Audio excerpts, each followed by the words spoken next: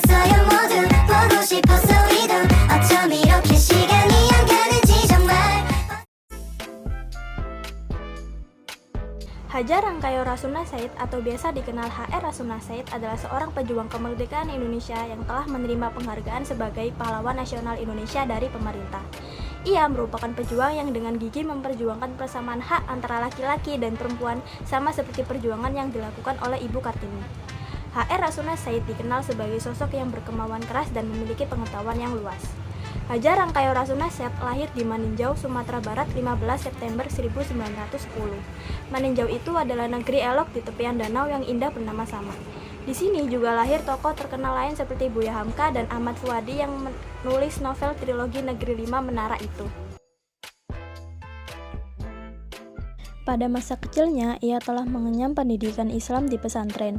Pada saat sekolah inilah ia pernah menjadi satu-satunya santri perempuan. Sejak saat itu, Rasuna Said sangat memperhatikan kemajuan dan pendidikan bagi kaum perempuan. Ia menilai bahwa perjuangan tersebut tidak hanya bisa dilakukan melalui jalur pendidikan, namun bisa dilakukan juga dengan perjuangan politik. Kemudian, ia memulai perjuangannya untuk membela kaum perempuan dengan bergabung di Sarekat Rakyat sebagai sekretaris cabang. Setelah itu, ia menjadi anggota Persatuan Muslim Indonesia. Karena kemampuan dan cara pikirnya yang sangat kritis, beliau pintar pidato yang seringkali mengecam secara tajam ketidakadilan Belanda. Ia sempat ditangkap dan dipenjara oleh pemerintah Belanda pada tahun 1932. Rasuna Said juga tercatat sebagai wanita pertama yang terkena hukum Spikdiletje, yaitu hukum pemerintahan Belanda yang menyatakan bahwa siapapun dapat dihukum karena berbicara menentang Belanda. Rasuna Said dikenal dengan tulisan-tulisannya yang tajam. Pada tahun 1935, Rasuna menjadi pemimpin redaksi di sebuah majalah raya.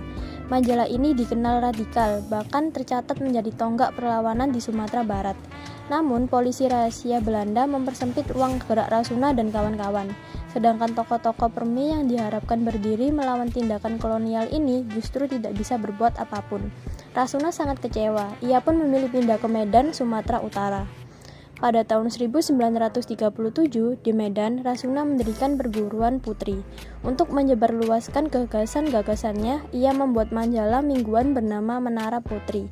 Slogan koran ini mirip dengan slogan Bung Karno, "Ini dadaku, mana dadamu". Koran ini banyak berbicara soal perempuan. Meski begitu, sasaran pokoknya adalah memasukkan kesadaran pergerakan, yaitu anti-kolonialisme di tengah-tengah kaum perempuan. Rasuna Said mengasuh rubrik pojok. Ia sering menggunakan nama samaran Seliguri yang konon kabarnya merupakan nama sebuah bunga. Tulisan-tulisan Rasuna dikenal tajam, kupasannya mengena sasaran dan selalu mengambil sikap lantang anti-kolonial. Pada masa penjajahan Jepang, Rasuna Said merupakan salah satu pendiri organisasi pemuda Nippon Raya. Dalam karir politiknya, HR Rasuna Said pernah menjabat sebagai DPR RI dan kemudian menjadi anggota Dewan Pertimbangan Agung sejak tahun 1959 sampai ia meninggal. Rasuna Said diangkat sebagai salah satu pahlawan nasional berdasarkan surat keputusan Presiden RI nomor 084 tahun 1974 tanggal 13 Desember 1974. Untuk mengenang jasanya dalam memperjuangkan kemerdekaan Indonesia, nama HR Rasuna Said diabadikan sebagai salah satu nama jalan protokol di kawasan Kuningan, Jakarta Selatan.